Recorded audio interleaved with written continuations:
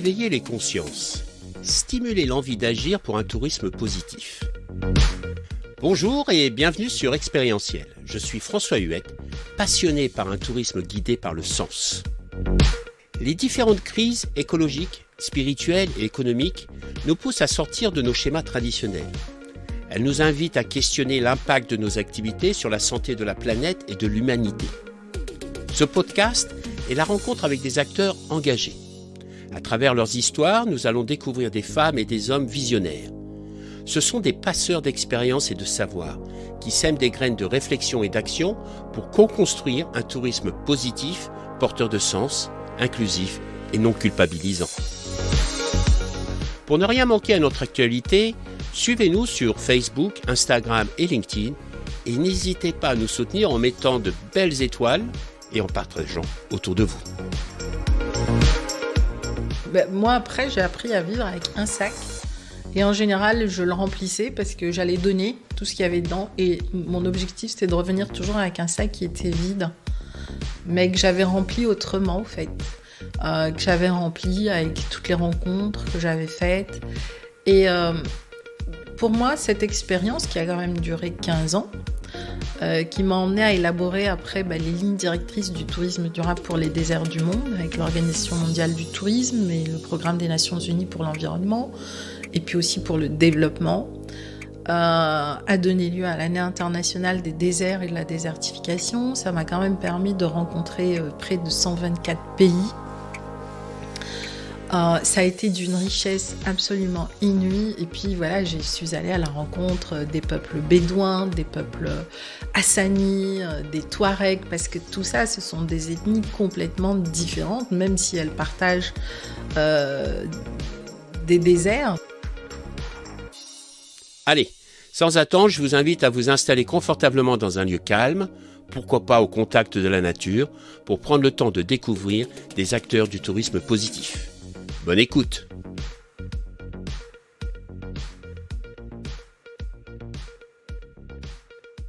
Bonjour Sabrina. Bonjour François. Comment ça va ? On est là, au bord de la mer, sur la presqu'île de Gien.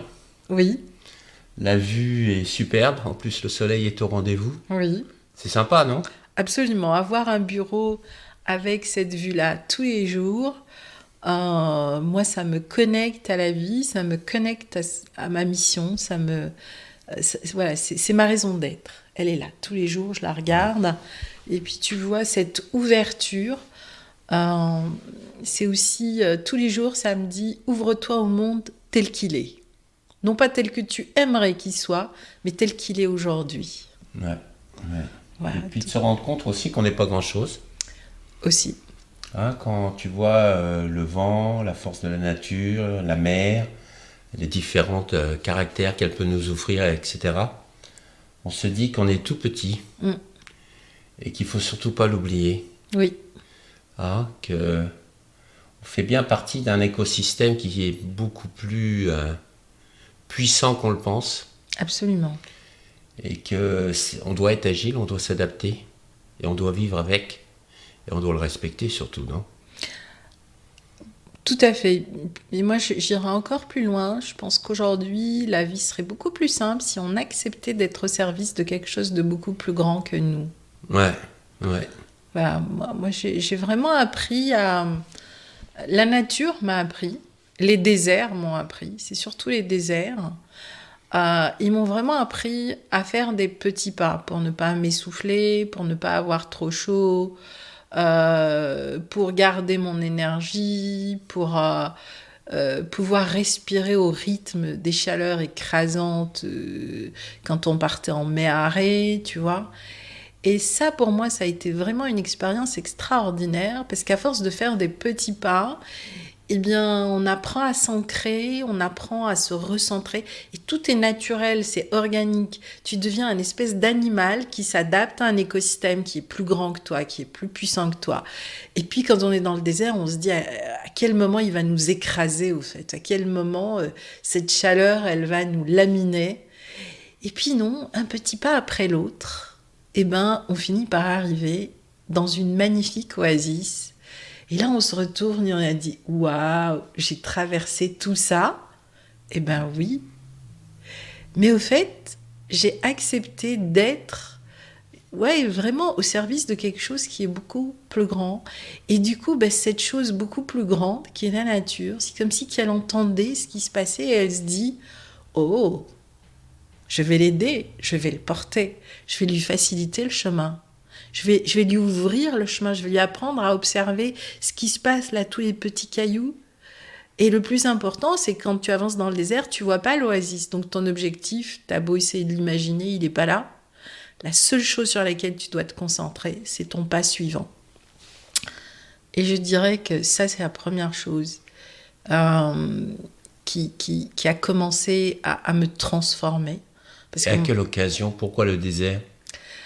Alors, pourquoi les déserts? Alors d'abord, moi, j'ai commencé l'écologie forestière, j'étais entomologiste. Et donc, j'ai passé... C'est quoi entomologiste? C'est chercheur, j'étais spécialiste des insectes ravageurs des subérées méditerranéennes, des chênes en Méditerranée.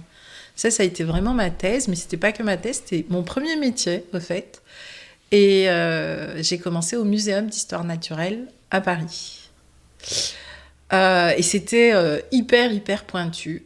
Et ça a été vraiment ma première expérience, parce qu'en étudiant les ravageurs des écosystèmes, encore une fois, la nature m'a interpellée sur d'autres aspects qui n'étaient pas dans mon cadre, tu vois, de chercheur, de scientifique, qui était plus de l'ordre de l'observation, mais je dirais un peu plus que ça aussi, du ressenti. J'ai toujours eu une espèce de communication intuitive avec la nature qui faisait que j'avais une relation intime avec elle, que je ne pouvais pas m'expliquer, mais c'était là, c'était une réalité. Et ça, c'est quelque chose que tu as vécu depuis toute petite ou... Depuis l'âge de 3 ans. Et ton enfance, tu l'as vécu dans une ville, en campagne? Non, dans un jardin.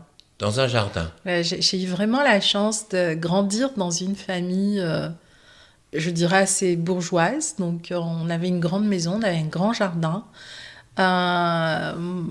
Et puis, mes parents aimaient les belles choses. Donc, on avait un très beau jardin avec des fleurs, avec des arbres, avec des plantes. Et moi, ça, c'était mon univers. Et donc, à l'âge de 3 ans, moi, ce que j'aimais, c'était humer les fleurs. C'était leur donner des petits noms. C'était... Voilà. Et il y a une photo de moi où je hume les fleurs, les mains comme ça, tu vois. Les mains dans le dos? Les mains, ouais, dans le dos, parce qu'il fallait pas que je les dérange, parce qu'il fallait pas que je les cueille, parce qu'il fallait que je les laisse. Et ça, c'était vraiment les enseignants de notre jardinier. Et puis, il m'a appris comme ça à observer. Je crois que ça a été mon premier mentor, je dirais. Ouais. Et donc, mes premiers jeux, c'était avoir une brouette et jouer avec tous les animaux qu'il y avait dans le jardin. Voilà, c'était ça, mes jeux. Et à l'âge de 9 ans, pour moi, c'était très clair. Donc, mon père est médecin. Maintenant, il est à la retraite. Et donc, quand on me disait « tu vas être médecin comme ton père », je disais « moi, ça ne m'intéresse pas. Les humains ne m'intéressent pas. Moi, je veux guérir la terre. » Et j'entends encore cette voix. Je me souviens même l'avoir dit à mon professeur de géographie. Je vois encore sa tête. Il était resté comme ça en se disant « mais qu'est-ce qu'elle me raconte ?» Et il me dit « mais pourquoi vous voulez guérir la terre ?» Je lui dis « parce que je pense que nous ne comprenons pas. On ne comprend pas notre planète. Et donc, on va épuiser ses ressources. » Et il me regarde à l'époque. C'était « mais de quoi elle me parle, cette gamine ?» Donc, moi, je veux guérir la terre. C'est ça mon métier. Et comment où c'est que tu as été puiser l'inspiration, justement, pour la guérir, il faut comprendre comment elle réagit, interagit. Et donc, qu'est-ce que tu as fait? Tu es parti, si mes souvenirs sont bons, à la rencontre des peuples nomades, c'est ça? Alors oui, donc de l'âge de 9 ans à l'âge de 21 ans, déjà l'inspiration, je l'ai puisée dans tous les livres. Mon père m'a vraiment inondée de tous les livres, Cousteau, Jeanne Goudal. Voilà, c'est vraiment ça qui a baigné mon enfance. Et pour moi, voilà, je voulais suivre un peu les pas de ces grands naturalistes finalement. Et donc c'est comme ça que je me suis retrouvée au Muséum d'histoire naturelle à Paris. C'était un de mes rêves. Et Est-ce que c'est de la chance? J'ai eu la chance de découvrir 5 nouvelles espèces pour la science, dont une majeure. 5 ravageurs, 5 ravageurs. dont l'humain. Absolument. Bon, on n'est pas des insectes, mais... Non, mais j'aurais dû le classer comme le premier ravageur. Je ne l'ai pas fait. Peut-être que c'est une erreur. Mais en tout cas, il y en a une qui a été vraiment majeure et qui m'a ouvert la porte de grands laboratoires. Et c'est comme ça que j'ai pu commencer à voyager. J'ai travaillé entre l'université de Sassari, de Bari, etc. Et là, j'ai commencé à me dire, mais à quoi ça sert de passer ton temps à courir après des petites bêtes et à les décortiquer? Il y a autre chose à faire. Et je commençais à voir et à comprendre, quand un écosystème est déséquilibré, ça ne vient pas de l'insecte qui le ravage, mais de tout ce qu'on faisait autour. Et donc j'ai commencé à m'intéresser à tout ce qui se passait autour. À l'écosystème dans sa globalité. Exactement. Et c'est ce qui est autour qui va faire qu'on déséquilibre l'écosystème et que l'écosystème va réagir et que certaines espèces vont passer au stade de pullulation parce qu'on a dérangé la chaîne alimentaire, parce qu'on a déstructuré le sol, parce que l'arbre n'a plus la même quantité d'eau, parce que l'arbre n'a plus la même quantité d'ensoleillement, parce qu'il est élagué de la mauvaise manière.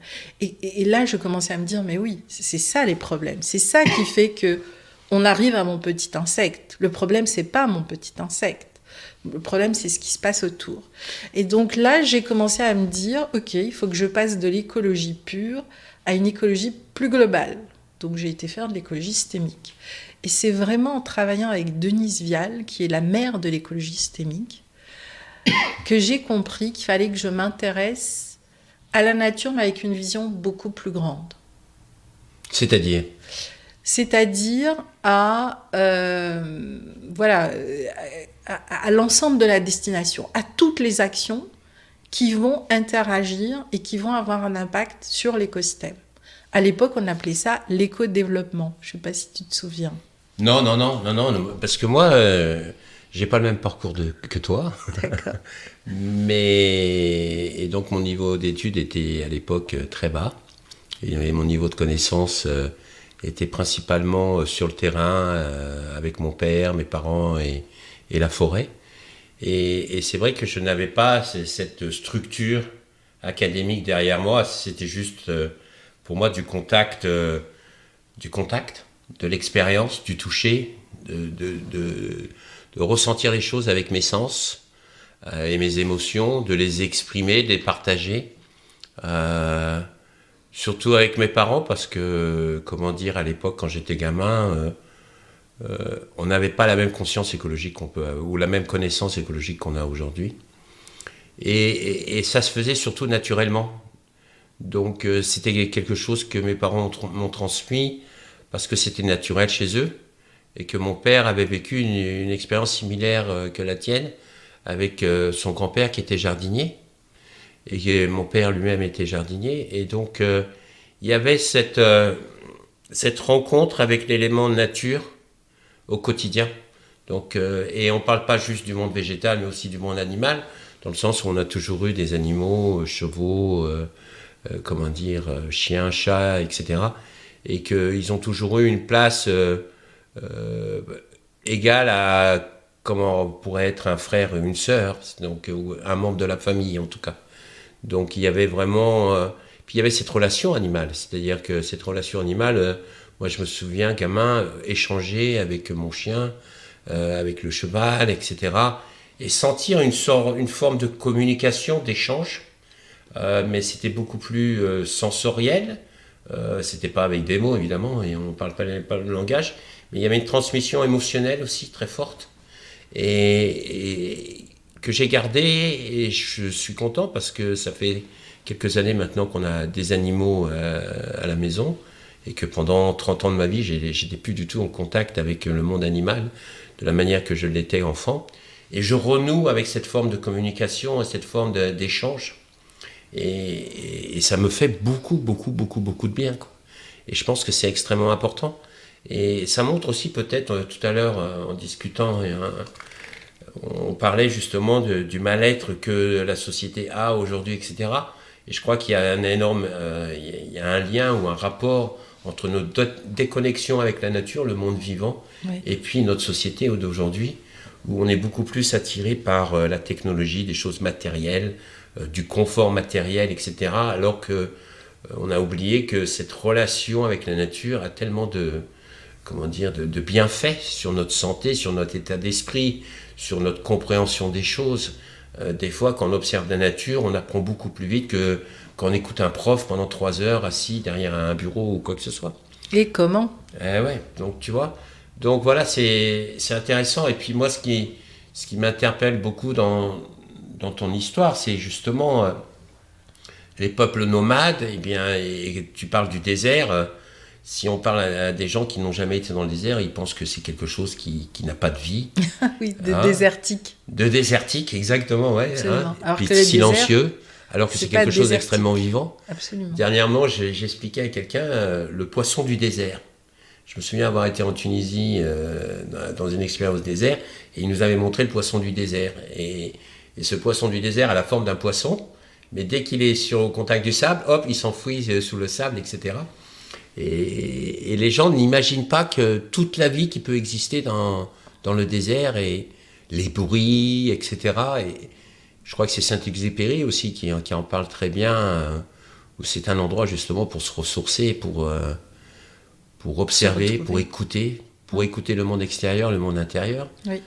Toi, qu'est-ce que t'as dû vivre des choses incroyables, non ? Alors, les déserts, oui, ça a été vraiment une vraie rencontre. Déjà, pourquoi j'ai eu besoin d'aller dans les déserts ? Et je pense que c'est vraiment, tout a commencé de là. À un moment, au fait, quand j'étais dans mon laboratoire d'entomologie, il y avait à côté de moi un autre laboratoire, c'était celui de Théodore Monod. Et Théodore Monod me fascinait littéralement. À la fois, ça m'effrayait. Qui c'est, ce monsieur ? Donc, Théodore Monod, c'est vraiment le grand spécialiste des déserts. C'est lui qui a fait connaître toute la zone subsaharienne au monde et qui a écrit plein d'ouvrages, justement, pour montrer que les déserts n'étaient pas déserts. Et à la fois, ça m'interpellait, à la fois, ça m'effrayait. Et moi, j'ai pour principe, tout ce qui me fait peur, tu peux être sûr que c'est quelque chose où je vais aller, que je vais avoir besoin d'expérimenter. C'est marrant parce que moi, c'est le sens interdit.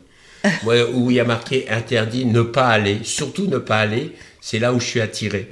Donc, tu vois, c'est marrant, on est tous un peu comme ça, attirés par quelque chose que... Ça a été vraiment ça, au fait.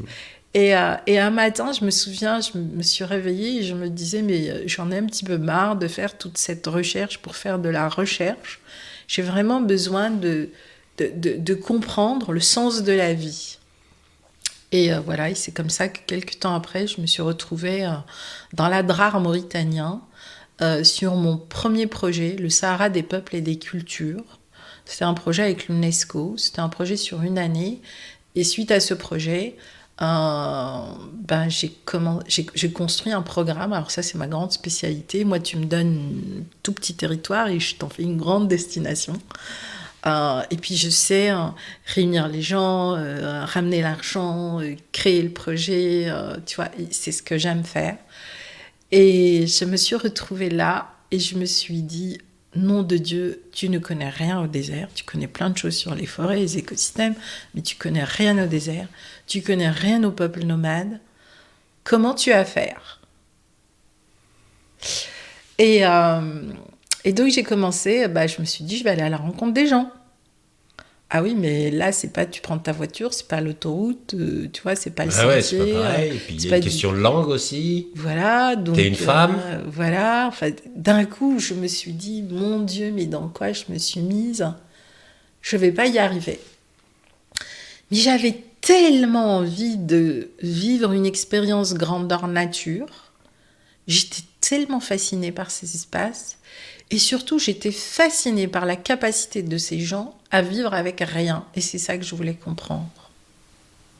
C'est marrant, hier, j'ai rencontré quelqu'un, Sibéron, qui est le fondateur de l'organisation The Green Road, et qui est parti avec son cousin pendant 1 an à faire 18 000 km en vélo.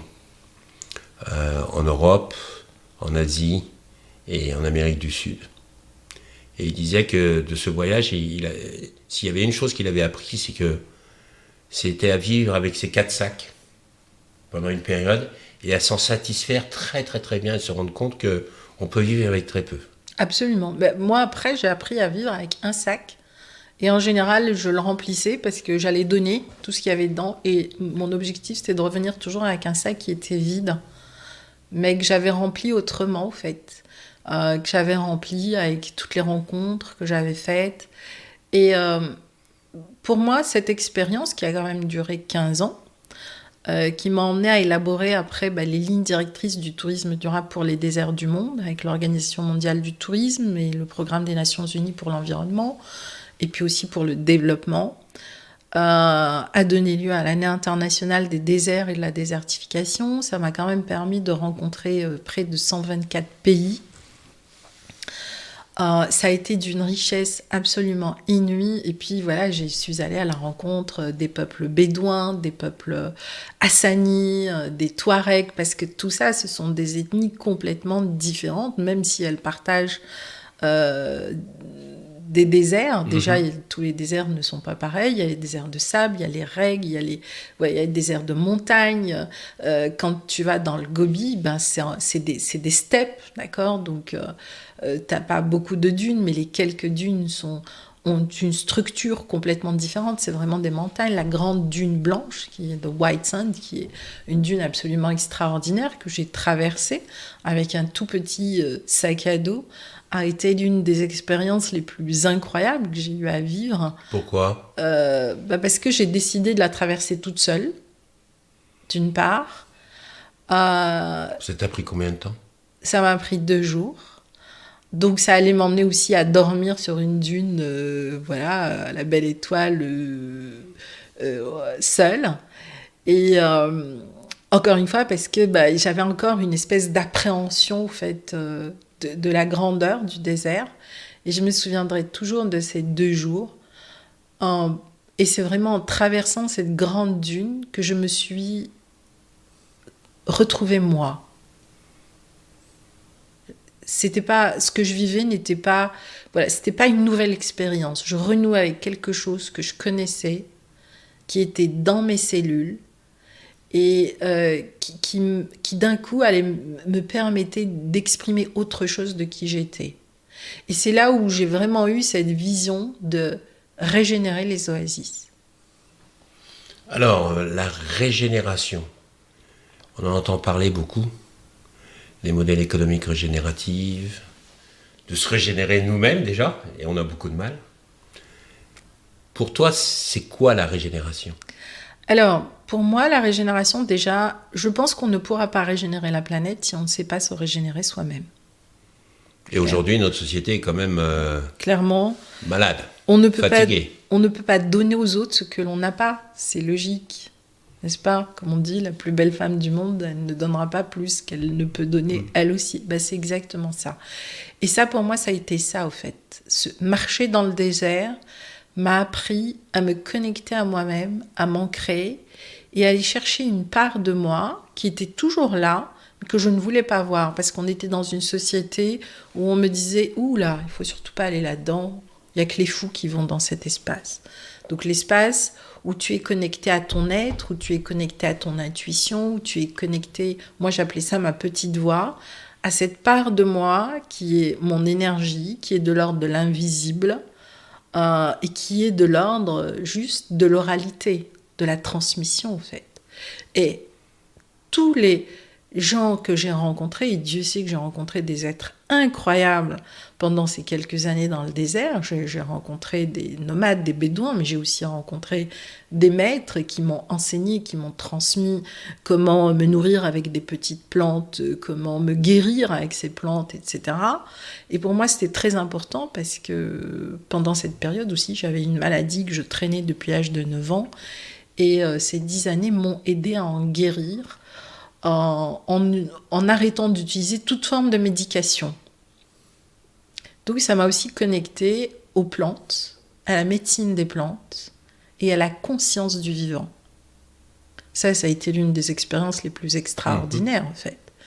Et j'ai totalement guéri au fait. Ça, et cette connaissance, c'est les peuples, c'est ces rencontres avec les peuples nomades qui te l'ont transmis ? Oui, parce que comme j'en demandais tout le temps plus à mon corps, donc j'allais toujours plus loin, et puis je faisais des expéditions qui énergétiquement, physiquement me demandaient beaucoup, donc j'étais toujours rattrapée à des moments par ma maladie où j'avais des crises et autres. Quand tu es au fin fond du désert, au milieu de nulle part, SOS médecin, tu peux toujours attendre, tu vois. Donc, on faisait appel au guérisseur du coin ou au chaman qui arrivait, qui me regardait comme ça, et puis qui disait on va lui faire cette décoction. Enfin, un truc horrible, je me souviens, mais vraiment, il y avait des trucs, quelquefois, c'était. Puis je me disais, bof, au point où j'en suis, vivons l'expérience jusqu'au bout. Voilà, ça c'est aussi quelque chose chez moi, c'est-à-dire, j'aime aller jusqu'au bout du chemin. Je trouve qu'aujourd'hui, dans notre société, on ne prend pas le temps d'aller jusqu'au bout du chemin. Ouais. On veut tout de suite, maintenant, si ça ne marche pas, on change, on zappe, machin. Or, le Graal, il n'est pas au début, il n'est même pas au milieu, il n'est même pas à l'avant-dernier pas avant de sortir du tunnel. Il est quand tu sors du tunnel. Et je pense que tu touches à quelque chose d'important, c'est que on est toujours dans un état d'urgence. C'est ça. Alors que je pense que ces peuples, ils ont une notion de la temporalité. Oui. Ils laissent le temps au temps. Oui. Et ils prennent le temps. Absolument. Alors que nous, on prend plus le temps. Du tout. On court après le temps, on court après l'argent, on court après tout. Ouais. Tu sais, même quand on se dit bonjour, ça va. Je veux dire, on se serre la main ou quoi que ce soit, ça va. On n'attend pas forcément la réponse. Et la réponse qu'on attend, c'est oui, ça va. Mais on ne cherche pas vraiment à savoir ce qu'il y a derrière ce ça va. Ça va pourquoi ? Exactement. Tu vois, et il n'y a plus cet échange, etc. Et je trouvais que c'était intéressant en Thaïlande, quand je vivais en Thaïlande, donc on se dit bonjour en faisant le why, et je trouvais que c'était assez sympathique dans le sens où, quand tu fais le why à quelqu'un, tu prends ces quelques secondes pour le regarder dans les yeux. C'est pas un geste furtif comme on peut faire en se serrant la main, je te serre la main mais je te regarde pas dans les yeux, etc. On prend vraiment ce temps pour l'autre, et je trouve que ça c'est important. Et cette notion de temps, moi j'aurais espéré qu'avec ces confinements qu'on a vécu durant le Covid, qu'on aurait apprécié le fait de pouvoir reprendre ce temps. Et depuis, j'ai l'impression qu'au contraire, on court encore 2 fois plus vite pour essayer de rattraper un temps. Je ne sais pas si c'est le sentiment que le temps était perdu ou quoi que ce soit, mais comme si on avait quelque chose à rattraper sur le temps. Et je trouve que c'est dommage. Je pense qu'on est passé à côté d'un bel enseignement, parce que, encore une fois, en tout cas, moi, c'est ce que je ressens, ce sont les peurs de tout ça, de tout ce qu'on a construit, qui sont en train de nous rattraper et qui ont besoin de se déconstruire. Et je connais ce chemin parce que je l'ai traversé. Quand je me suis engagée dans cette aventure, j'allais à l'opposé de qui j'étais, même si oui et non, j'ai envie de dire oui et non. J'étais à l'opposé d'une part de moi, mais j'allais à la recherche de quelque chose qui était en moi et que je n'ai pas appris ni à l'école, ni dans mes études, et Dieu sait que j'ai fait beaucoup d'études supérieures, parce que constamment je me posais une question, mais ok, tout ça c'est très bien, l'écosystème, cette vision, tu vois, très fondamentale, c'est pour ça que j'ai eu besoin d'aller vers l'écologie systémique, mais je posais toujours la même question à ma prof, ok, mais dans cette équation, où va cette part de l'énergie au fait ? Et cette part de l'énergie, elle est invisible. Elle est ce qu'on se transmet là tous les deux. Au-delà des mots, il se passe autre chose entre nous. Et ce autre chose, nous permet de créer un environnement qui va peut-être faire éclore quelque chose qu'on n'attendait pas, qui n'est pas juste toi, qui n'est pas juste moi, mais qui est nous. C'est ce qu'on a aussi besoin de comprendre si on veut travailler avec la nature. C'est pas notre vision de la nature. Et ça, pour moi, ça a été une grande déconstruction, parce que j'étais une scientifique accomplie déjà dans mon domaine, et il a fallu que je revoie ma copie, il a fallu que je désapprenne, il a fallu que je fasse un grand travail d'humilité pour arrêter d'être la docteure, la sachante. J'avais tellement à apprendre de ces gens qui, en apparence, n'avaient pas de connaissances scientifiques, mais qui avaient une connaissance de la conscience du vivant, que j'ai toujours ressenti, mais sur laquelle je n'arrivais pas à mettre des mots. Et je remercie ma maladie, parce que je pense que si je n'avais pas été malade, je n'aurais pas fait ce travail je dirais, d'humilité et d'accepter qu'on me vienne en aide sur une part où finalement on me disait il n'y a rien à faire. Et j'ai l'impression que tu touches là un sujet, c'est la notion de profondeur. Oui. C'est-à-dire on est quand même dans un système éducatif où on nous demande d'apprendre les choses et d'être formaté d'une certaine manière. Absolument. Quels que soient les domaines, les secteurs, etc. Et je ne suis pas sûr qu'on nous encourage à réfléchir en profondeur. Et la réflexion en profondeur, si par exemple, par rapport à la situation actuelle de la planète et puis de l'humanité, je veux dire, si on veut vraiment transformer nos modes de vie, nos modes économiques, mais aussi le respect de la planète, etc., on a besoin d'avoir une transformation et une réflexion en profondeur. Et j'ai l'impression que, pas toujours évidemment, on ne va pas généraliser, mais j'ai l'impression que quand on va chercher les choses en profondeur, c'est inconnu qui fait, ce côté inconnu qui fait peur, parce qu'il va nous sortir de nos croyances, des choses dans lesquelles on est bien cadré, dans une zone de confort, etc., et que c'est un véritable handicap. Et pourtant, c'est une véritable nécessité pour la transformation nécessaire du monde actuel. Alors là, je te rejoins parce que moi, ça a été ça, au fait. Je suis partie pour une année, je suis restée 15 ans parce que j'ai entrepris cette transformation. Et je dirais qu'il y a eu 3 phases. Il y a eu d'abord une grande phase de désapprentissage où j'ai revu ma copie. Et quand je parle de désapprentissage, c'est pas quelque chose qui s'est fait intellectuellement. C'est quelque chose qui s'est fait dans mon corps. Intérieurement. Et donc, cette guérison, cette première guérison, m'a vraiment permis de me dire « Waouh, j'ai un corps, il est vivant et je vais pouvoir faire des choses. » Et j'ai compris aussi, à travers cette guérison, ça a été ma deuxième étape, que la connexion avec la nature n'était pas par la tête, mais elle passait par le corps et le cœur. Et aujourd'hui, je dis toujours aux gens que j'accompagne, parce que je fais des stages où j'essaye de transmettre ça, et moi je dis aux gens, attention, si vous venez travailler avec moi, vous allez désapprendre plus qu'apprendre. Mais vous allez voir que ça chahute. Ça chahute. Il faut être, enfin, même si on pense être prêt d'ailleurs pour désapprendre, des fois ça chahute tellement que on n'est pas prêt pour ça. D'autant que c'est pas intellectuel, parce que moi je l'ai pas vécu intellectuellement, donc c'est vraiment, je le transmets tel qu'on me l'a transmis. Ouais. Et oui, donc ça m'a beaucoup chahuté. Et la deuxième étape, eh bien, ça a été pour moi de lâcher prise, c'est-à-dire d'accepter la vie telle qu'elle est. Et quand j'avais... Alors, moi, j'ai la chance de vivre mes passions et de faire de mes passions mon expertise. Donc, à chaque fois, aussi, j'ai pas été juste comme ça à la découverte. Donc, j'ai travaillé dans ces pays. Donc, tu vois, j'ai eu des vraies relations avec les gens. C'était pas juste, je pars en voyage. Mais en même temps, j'étais en voyage. Et c'est pour ça que j'aime l'écotourisme. Parce que l'écotourisme, pour moi, c'est pas juste birds and butterflies. Mais l'écotourisme, c'est j'embrasse mon parcours, j'embrasse la nature et je rentre dans ce chemin. Pour moi, c'est un vrai voyage initiatique, en fait. Et quand tu parles de voyage initiatique, ça veut dire quoi ? C'est à la rencontre, comment dire, d'un monde que tu connais pas. Oui. Donc tu essaies de t'inspirer, de t'imprégner, de repartir avec quelque chose. Mais c'est aussi une notion de partage. Absolument. Et pas de domination où je viens avec ma culture, où je impose ma culture ou quoi que ce soit. Et je ne viens pas non plus pour retrouver quelque chose qui existe chez moi. Absolument. C'était absolument ça. Mais...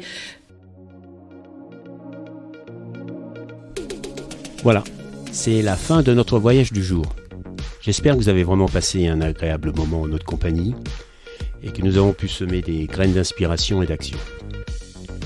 Surtout, n'oubliez pas, le tourisme de demain, c'est maintenant qu'on le construit et ensemble. C'est un tourisme qui est guidé par le sens, l'expérience et en lien avec nos territoires pour assurer la pérennité de nos métiers et de nos activités. C'est essentiel. Si vous avez vraiment aimé ce podcast, favorisez sa diffusion en lui donnant 5 belles étoiles sur Apple ou la plateforme podcast préférée que vous utilisez. Et puis, surtout, et ça c'est le plus important, n'hésitez pas à partager dans votre réseau. Essaimer la connaissance, essaimer le partage d'expérience. C'est essentiel pour chacun d'entre nous d'avoir accès à cette information. Et puis, si vous voulez continuer l'aventure avec nous, le voyage avec nous, eh bien, je vous invite à vous abonner pour suivre tous les épisodes gratuitement et être informé dès qu'ils sont publiés. Voilà. Je vous remercie et à très bientôt. Au revoir.